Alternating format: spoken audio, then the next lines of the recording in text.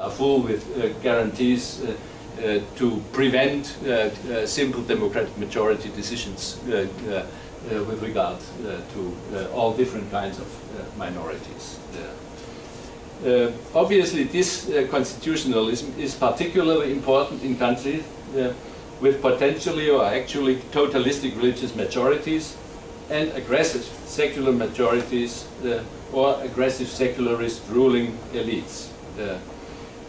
In India, therefore, and this has been spelled out by many justices of the Indian Supreme Court, amongst them Aftab Alam recently, the most basic understanding of secularism is protection of religious minorities.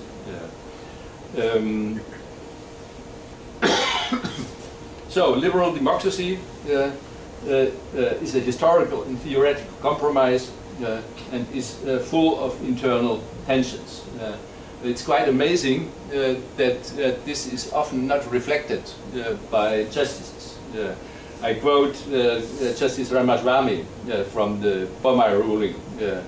He thinks, I quote, that democracy stands for freedom of conscience, which it does not, and belief, tolerance, and mutual respect.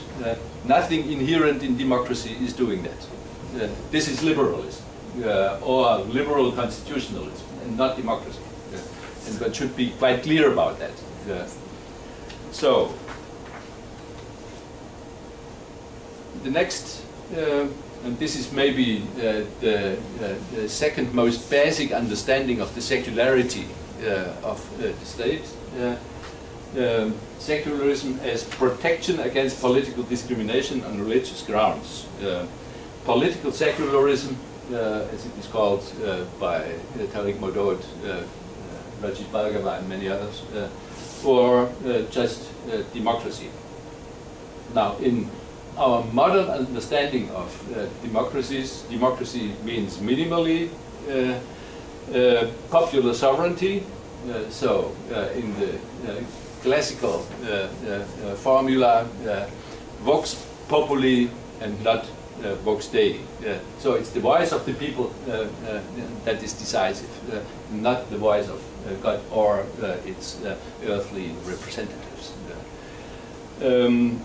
And equal political status of all citizens, equal political rights. Now, the institutional requirements vary, but something like multi-party representative democracy certainly should be part of it. The funny thing is that this is very shaky in Turkey, to say the least. Kemalist modernization for decades has been compatible with one-party rule, and only later on and tenuously other parties have been recognized. Apart from this minimalism, we also think that modern democracies are pluralist democracies, which means this is a Rawlsian or post-Rawlsian formulation. They should be as anti-perfectionist as possible. They should not prescribe specific ways of a good life. They should be equidistant to all possible different varieties, competing varieties of a good life. And that also means, and this is more tricky, also for Rawls and Habermas, who do not clearly live up to this requirement, a democratic state should be compatible with both religious and non-religious foundations and ideologies. So a democratic state should not privilege so-called secular reasons over against religious reasons. The important point is that people find from within their own perspectives resources to subscribe to democracy. That means that quite often this pluralist character of the state is not even seen by varieties of secularism, amongst them aggressive secularism. I come to that within a minute when I discuss foundations. Also is crucial for our modern understanding of democracy, political freedoms of association and organization, and religious parties. So free speech and also freedom for religious political parties, prohibition of religious parties is possible, as prohibition of religious speech is possible only if it's connected to the incitement or use of violence, and when it comes to speech, with hate speech. But these two criteria equally apply to secularist speech and to secular political parties. So the distinction between religious and secular is not crucial.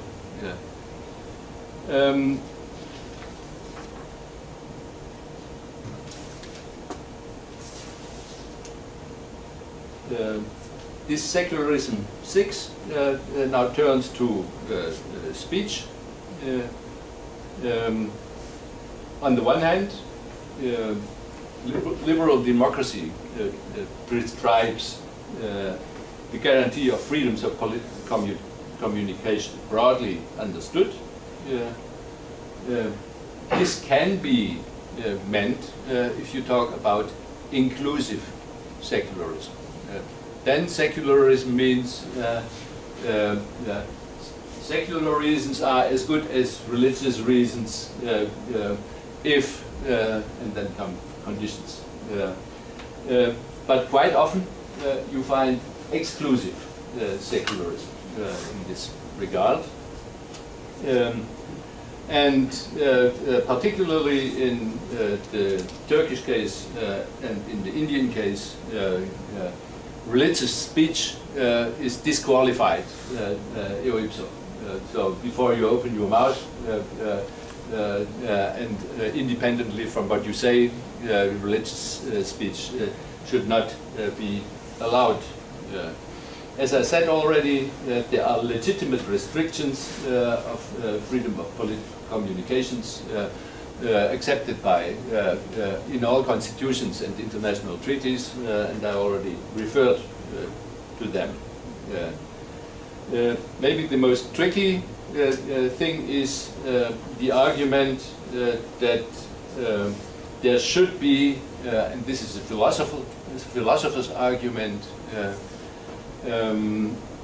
well, maybe we can allow religious reasons, but then we should at least try to be able to translate them into secular reasons.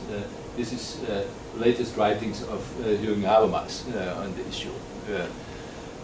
Also John Rawls, who clearly distinguishes between public reason and secular reason, eventually sticks to what is called public reason constraints. So reasons, allowable reasons, should be reasonable and should survive reasonability tests. In other contexts, I argued at length that, in my view, this is clearly in opposition to our constitutional understanding of freedom of speech. There should be no one, not the least philosophers, who decide which reasons in politics live up to their reasonability standards. We just talk and then we see. Quite often you find this strange argument that particularly Habermas exploits it very often, that speaking in public means that you at least make attempts to be understandable. But being understandable is clearly different from reaching agreement, let alone consensus. Now Habermas exploits that in his language philosophy, but also in his writings on the religious reason in the public. Obviously, there is a deep and ongoing disagreement on all and everything in our public talks, and consensus is no way to be found.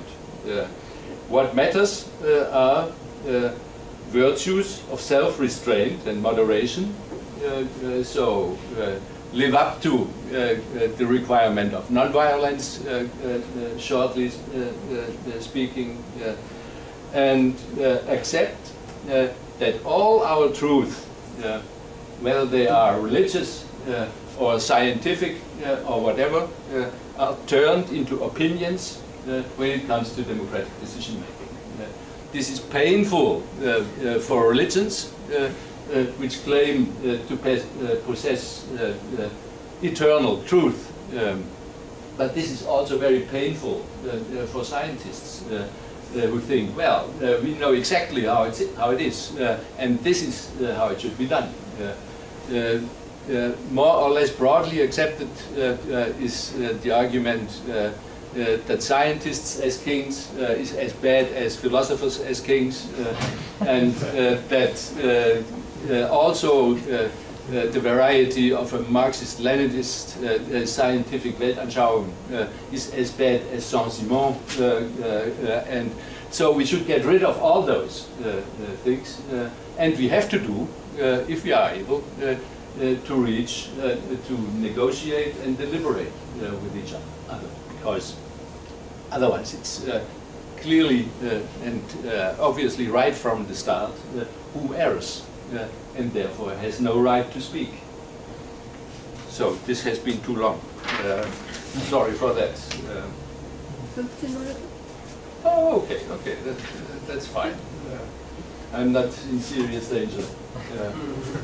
The seventh one, secularism in the sense of either a minimally social state. This is the Turkish interpretation. One of the meanings of secularism in Turkey means there should be a social state, or a demanding socialist state. This is the Indian constitution. Mind you, the gap between constitutional text and reality. What is meant? Now, in my view, I defend moral minimalism, and that requires that all citizens and residents have a basic subsistence right, not just charity. So you can say, in this regard, all modern welfare systems are secular. That makes, in this regard, sense, versus religious and all other ascriptive discriminations. More demanding egalitarian morality requires equal opportunities, maybe even a socialist state, and as a minimalist in constitutionalism, I think it's a bad idea to write those phrases in constitutional texts. The more interesting thing is, would this secular character of a social state then require state provision of all welfare? If so, then again no existing state would live up to this secularism, because faith-based organizations are part and parcel of service delivery in education with regard to youngsters, unemployed, all people needing care. So there is a wide institutional variety of welfare regimes, and secularism, at least, then should be compatible with this, instead of saying, well, the state should be a monopolist with regard to all kinds of service provision.